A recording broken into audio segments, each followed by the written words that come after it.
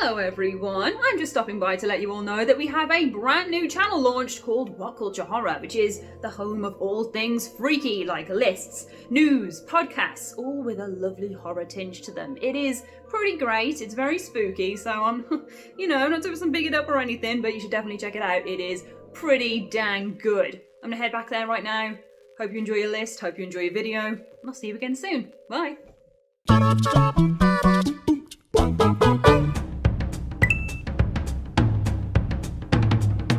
Right, so the scariest video game enemy for me is one that I have previously spoke about, which is what I think are called worm men from Bullet Witch, which basically have this big swollen head and they run around the underground subway levels and come at you with their knees bent. So like it's just their feet coming towards you and their body going like hanging behind them, and they make this horrible chittering sound, and when they get too close to you they snap up and get you with their ribcage. The whole chest opens up and they get you with their ribcage, like giant horrible gnarled ribcage fingers that then tear at you and are just terrifying. It's legitimately the scariest video game enemy I've ever faced. The only time I've ever had to sit down and go, ooh, I need to turn this off for a bit and go and take a break. Me growing up, I was scarred by the worm men. The worm men are the scariest video game enemy. But since I have spoken about that before, that was just a refresher. The other one, I've recently replayed BioShock and remembered the terrifying nature of the splicers. Now, it's not the splicers themselves that are terrifying. It's not their like messed up faces or what they do and say. It is the jump scares that they perform. So all the lights will go out and then one will appear in front of you, or all the lights will go out and a dead body will appear in front of you that you think is dead, and then it hops up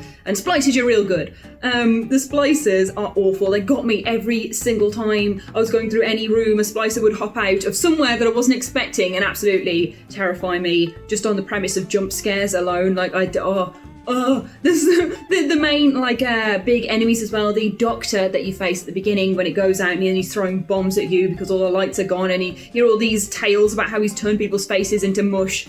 It's horrible. All the stuff adds to it that makes it horrible, but the jump scares are absolutely the worst. Splicers coming out of nowhere, dropping in, dropping down. The spider splicers on the ceiling coming around, throwing their hooks at you when you don't know where they are. Horrible. It's horrible. They're terrifying as well. So yeah, there's a twofer for you. Terrifying splicers, terrifying worm men. Don't look at them, lest you be afraid. There's my warning to you.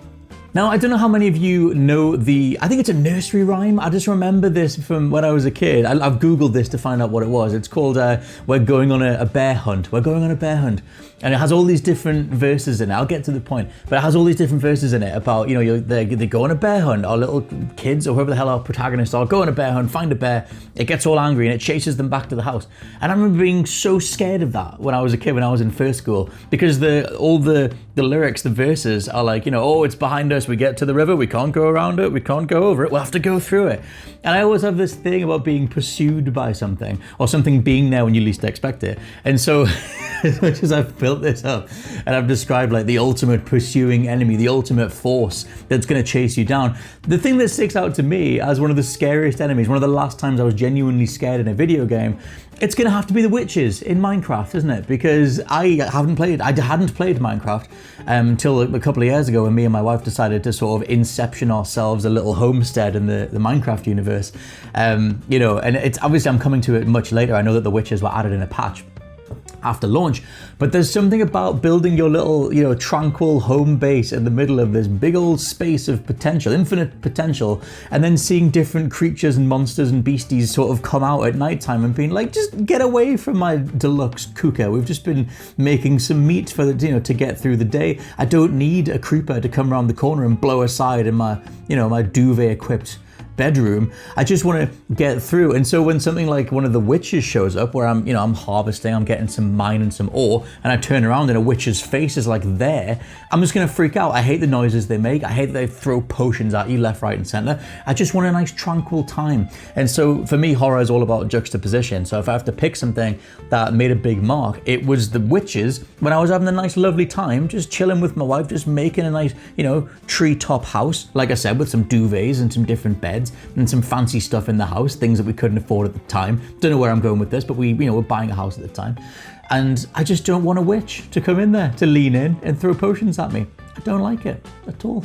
Okay, if we're talking about the scariest enemies in my life right now, it has to be this big old spot on me head. But if we're talking purely video games, it is, and always will be, the Cazador from Fallout New Vegas. This is an enemy type that is actually man-made, and it is incredibly powerful, and I fear it every single time I play this title. Not only are these enemies difficult to hit, they look completely monstrous, and the way they fly towards you and sting you with their stingers just is kind of like the stuff nightmares are made of. I'm scared of wasps and even bees. I'm scared of anything buzzing around me. So the idea of this thing coming towards you in a pack is already completely terrifying, but the fact that they pack such a punch, they can take so much damage off you with just one hit.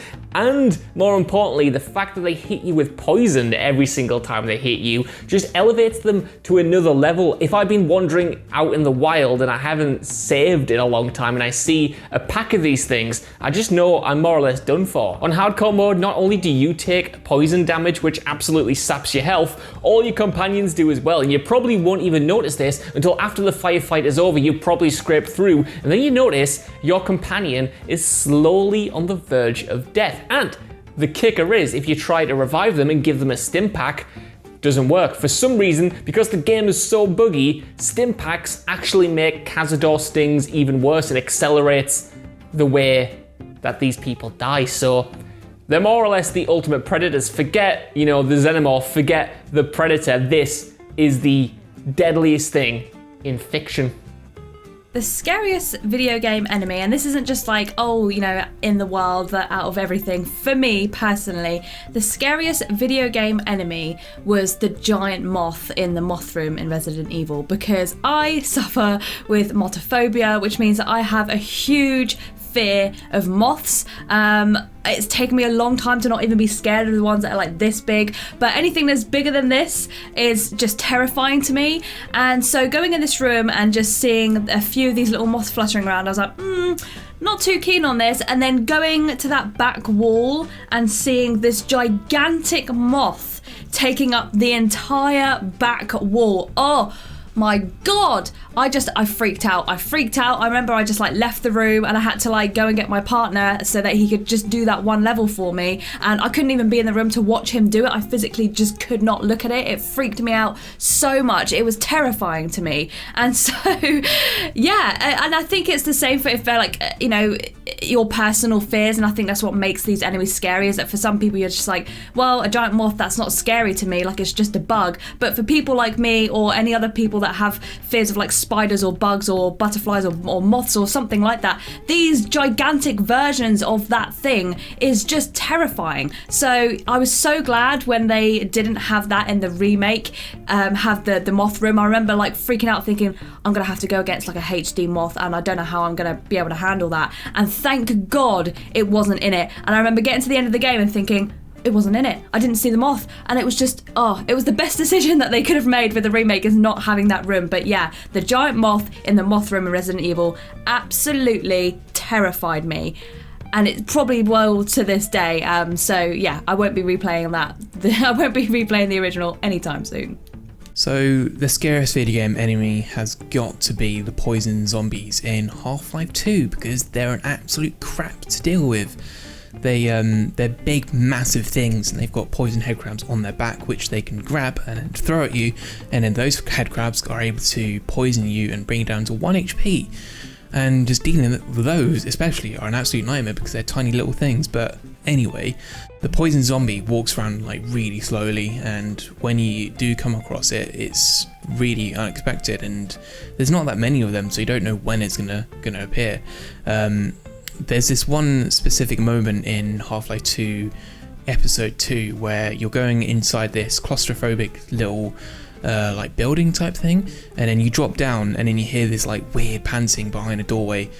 Just listen to this and you'll see how freaky it is.